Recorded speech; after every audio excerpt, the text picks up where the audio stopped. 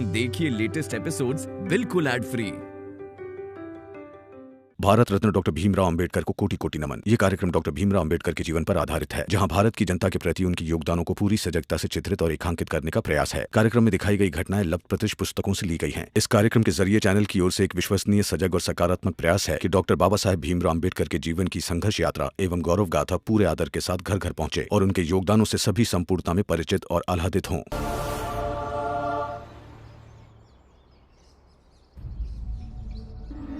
जा नहीं रहा हूं, सिर्फ नहा धोकर लौट कर आ रहा हूं ताकि देख सकूं कि इन 2 दिनों में तुम क्या करते।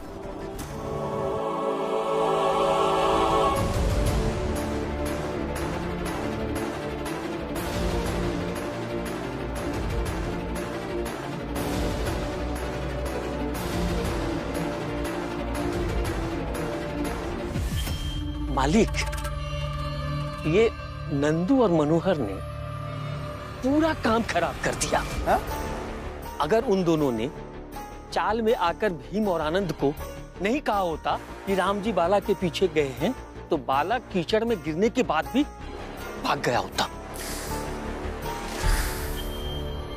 ये चौल के नमूने। हितेश जी मालिक। एक बात बता मालिक, ये भीमराव और नंदू मनोहर को ऐसा क्या देता है जो उसका समर्थक बने फिरते हैं ये? हा? पता नहीं, लेकिन मालिक वो कहते हैं ना, जिन लोगों का दिमाग थोड़ा कम होता है वो दूसरों की लच्छेदार बातों में बैठ जाते हैं। वही ये नंदू और मनोहर के साथ हुआ है।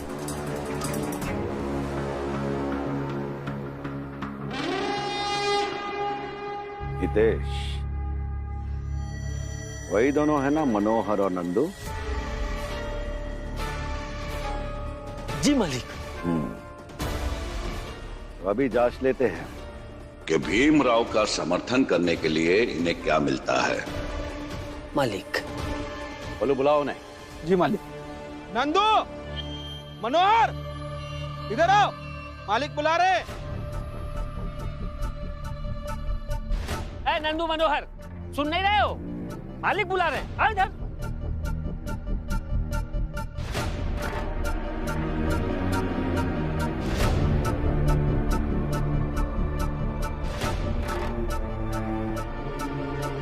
तुम दोनों एक बात बताओ कि उस भीमराव का समर्थन देने के लिए तुम दोनों को क्या मिलता है? पता नहीं मालिक, बस अच्छा लगता है और खुशी मिलती है। हाँ, खुशी। खुशी महत्वपूर्ण है, जीवन में खुशी होनी चाहिए। अभी देश को देखो कितना खुश रहता है। अच्छा ये बताओ, भीमराव अपना समर्थन के लिए तुम्हें कुछ देता है? मतलब चाय पानी के लिए कुछ? कुछ नहीं। कैसा व्यक्ति है वो भीमराव?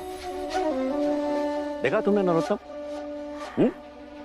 कितना शोषण करता है वो लोगों का। जो लोग उसका समर्थन करते हैं उन्हें कुछ नहीं देता। लेकिन हम लोग वैसे नहीं हैं। हम लोग बहुत ही दयालु हैं।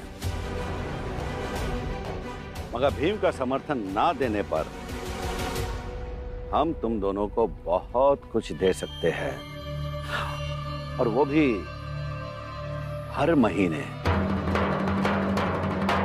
क्यों नरोत्तम?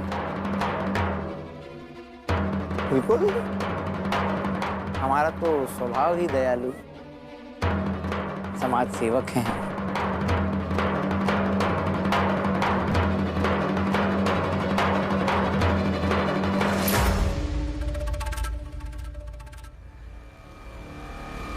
खा लो, रखो। अरे दोनों बेवकूफ की तरह देख क्या रहे हो? उठा लो पैसे, तब मालिक ने दिए हैं और हर महीने देंगे। नंदू मनोहर, हितेश की तरह हमारे आदमी बन जाओ। भीम की विरोधी सेना में हो जाओ, बहुत फायदे में रहोगे। सोच क्या रहे हो? उठा लो पैसे, खुश रहोगे। मालिक, आपने अभी थोड़ी देर पहले पूछा था ना कि भीमराव का साथ देने से हमें क्या मिलता है, तो अभी तक हमें नहीं पता था कि भीमराव का साथ देने से हमें क्या मिलता है। लगता था कि बस अच्छा लगता है, खुशी मिलती है, दिल को सुकून मिलता है, इसलिए हम भीमराव का साथ देते थे। लेकिन आज हमें पता चल गया कि भीमराव का साथ देने से हमें क्या मिलता है। क्या मिलता है? बताओ, क्या मिलता है? प्रचंड देव जी, नरोत्तम जोशी जी और हितेश भाऊ, आप लोगों को एक बात बताता हूं। भीमराव के साथ रहकर मनुष्य होने की हमारी कीमत बढ़ गई है। तभी तो जो लोग कल तक हमारी परछाई से भी दूर भागते थे, आज वही लोग हमें खरीदने के लिए पैसे लिए खड़े। मालिक, सोचिए ना कि जिस भीमराव का सिर्फ साथ दे देने भर से हम इतने कीमती हो गए हैं, वो भीमराव कितना कीमती होगा। इसलिए ऐसे कीमती व्यक्ति का साथ तो किसी को नहीं छोड़ना चाहिए, और हम भी नहीं छोड़ेंगे। चलो मनोहर भाऊ, चलो नंदू।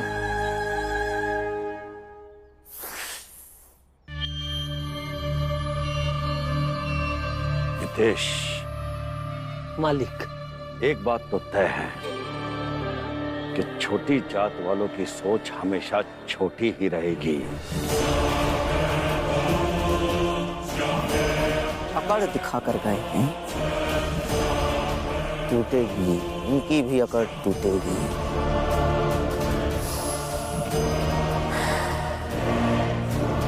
सुन,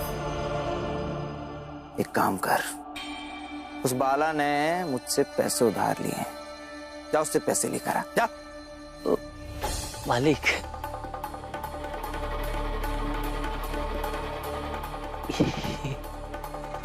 पैसे मैं लालची, उठा ले और निकल।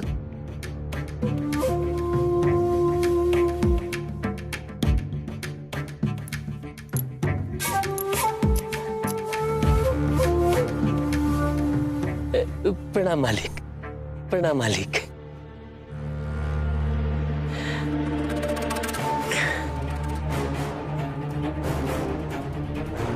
भिकमंगे का भिकमंगा ही रहेगा।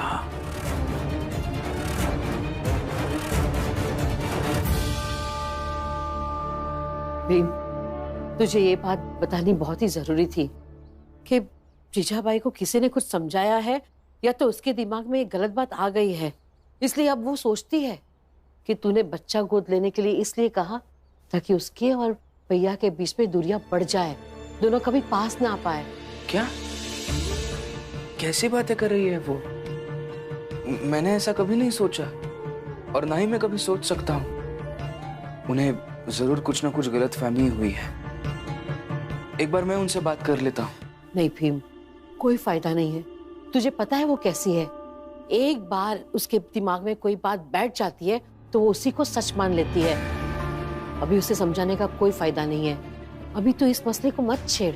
बुआ, जीजाबाई जी को चाहे जो लगे, लेकिन अगर उनके न्याय की बात की जाए तो यही सही है कि उन्हें और बाबा को मिलकर एक बच्चा गोद ले लेना चाहिए।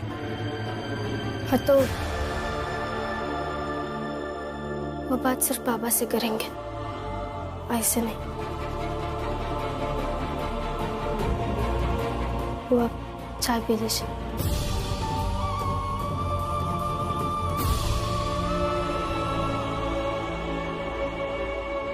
और फिलहाल भाला भैया और दीदी के बारे में सोचना होगा।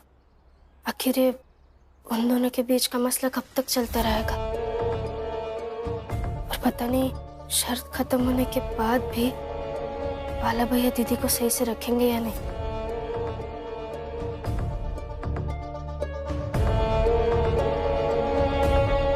सही कह रही हो तुम। वैसे बाला भैया अभी है कहाँ? बाहर ही बैठा है।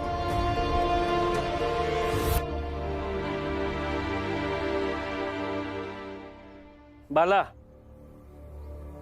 नरोत्तम जी ने पैसे मांगे हैं जो तुम्हें उधार दिए थे।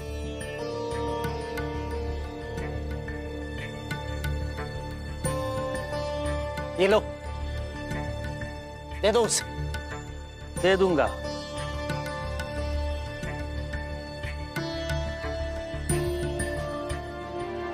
लीजिए, चाय पी लीजिए। अब मैं शर्त हारा हूं तो चाय तो मुझे पीनी ही पड़ेगी ना, लेकिन अब मैं ठंडी चाय पीऊंगा। जब तक ये चाय ठंडी नहीं हो जाती ना, तुम ऐसे ही खड़ी रहो। जब चाय ठंडी हो जाए तब मुझसे कहना, बाला भैया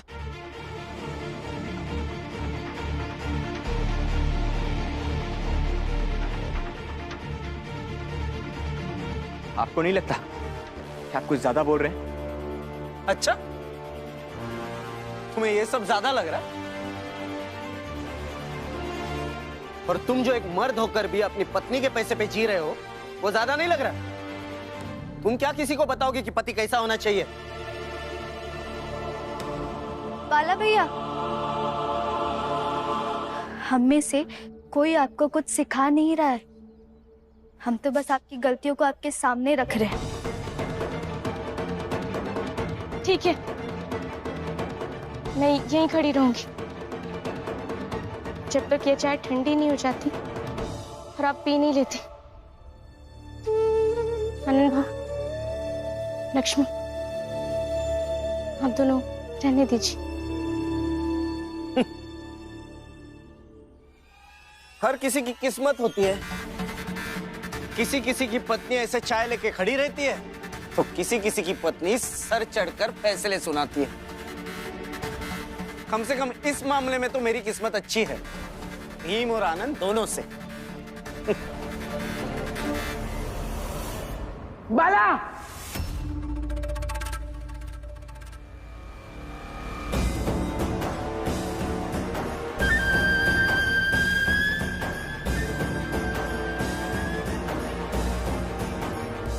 बाला, मेरे पैसे दो जो तुमने मुझसे उधारी में लिए थे।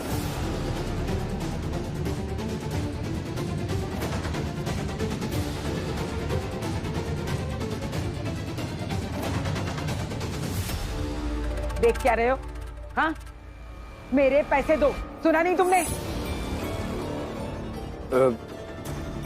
दे दूंगा मैं। दे दूंगा नहीं, अब भी चाहिए मुझे, अब भी।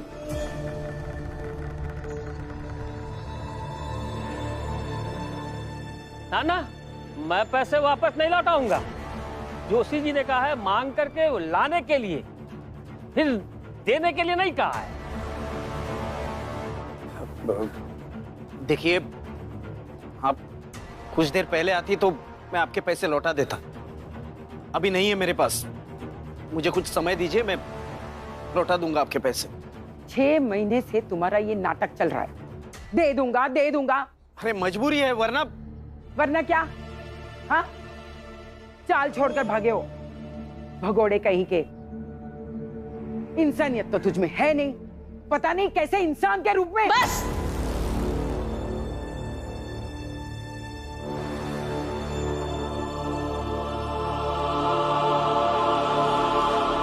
ये क्या बोल रही हैं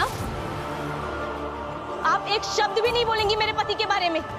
बोली तो हाँ, क्या कर लेगी तू? बोली तो मैं। ये चाय देख रही है, ठंडी नहीं हुई है अभी, आपके मुंह पर फेंक दूंगी ये।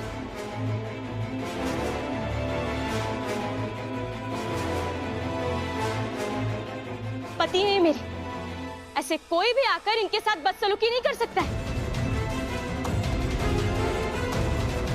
आपके पैसे हैं, अपने पैसे लेना आपका अधिकार है, पर बदसलूकी करने का अधिकार किसी को भी नहीं है।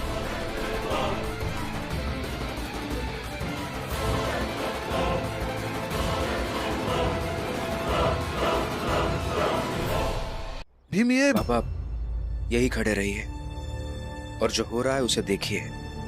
ये सही हो रहा है। क्या सही हो रहा है? दिखती जा। मतलब हम चुपचाप देखते रहेंगे यहाँ? नहीं, बोलेंगे सही समय आने पर। 2 थप्पड़ मारूंगी ना, अक्ल ठिकाने आ जाएगी तेरी। चुप बैठ। ये क्या कह रही है आप? ऐसे कैसे मेरे पत्नी को मार सकती हो आप?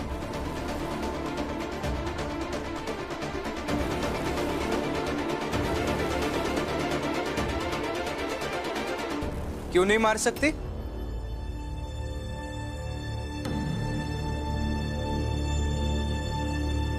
क्यों नहीं मार सकती है भाभी को? जब आप भाभी को मार सकते हैं तो ये भी मार सकती है, क्योंकि चोट खाने वाला शरीर तो वही है, दर्द सहने वाला दिल तो वही है। फिर क्या दिक्कत है?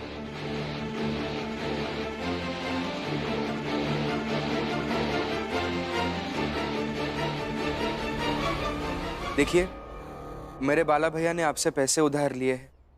अगर वो पैसे नहीं लौटाएंगे तो आप जरूर भाभी को मार सकती हैं,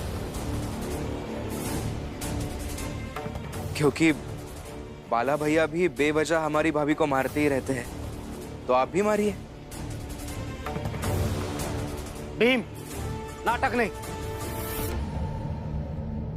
आप जाइए, मैं आपके पैसे लौटा दूंगा। नहीं नहीं, रुकिए।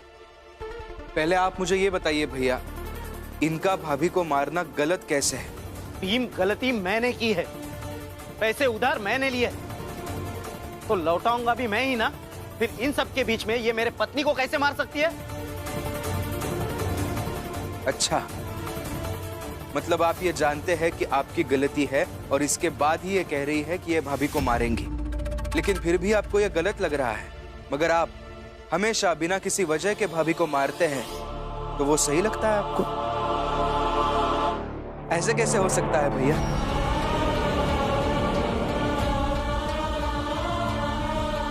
या तो दोनों चीजें सही होंगी या फिर दोनों चीजें गलत होंगी।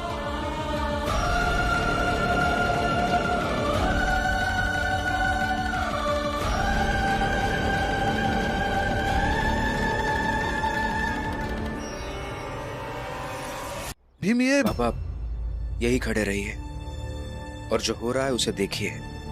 ये सही हो रहा है। क्या सही हो रहा है? दिखती जा। मतलब हम चुपचाप देखते रहेंगे यहाँ? नहीं, बोलेंगे सही समय आने पर। 2 थप्पड़ मारूंगी ना, अक्ल ठिकाने आ जाएगी तेरी। चुप बैठ। ये क्या कह रही है आप? ऐसे कैसे मेरे पत्नी को मार सकती हो आप?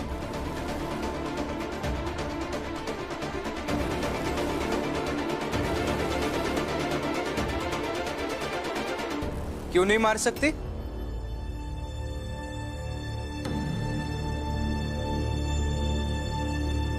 क्यों नहीं मार सकती है भाभी को? जब आप भाभी को मार सकते हैं तो ये भी मार सकती है, क्योंकि चोट खाने वाला शरीर तो वही है, दर्द सहने वाला दिल तो वही है। फिर क्या दिक्कत है?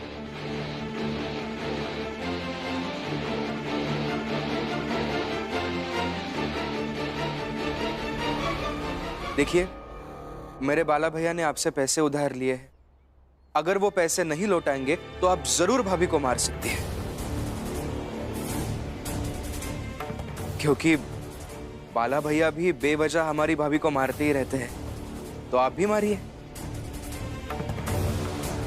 भीम, नाटक नहीं। आप जाइए, मैं आपके पैसे लौटा दूंगा। नहीं नहीं, रुकिए। पहले आप मुझे ये बताइए भैया, इनका भाभी को मारना गलत कैसे है? भीम, गलती मैंने की है।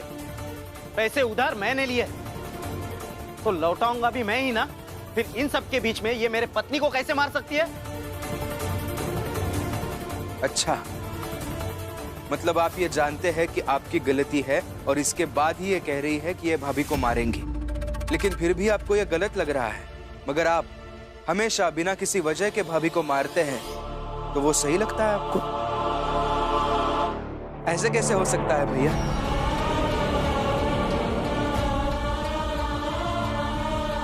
या तो दोनों चीजें सही होंगी या फिर दोनों चीजें गलत होंगी।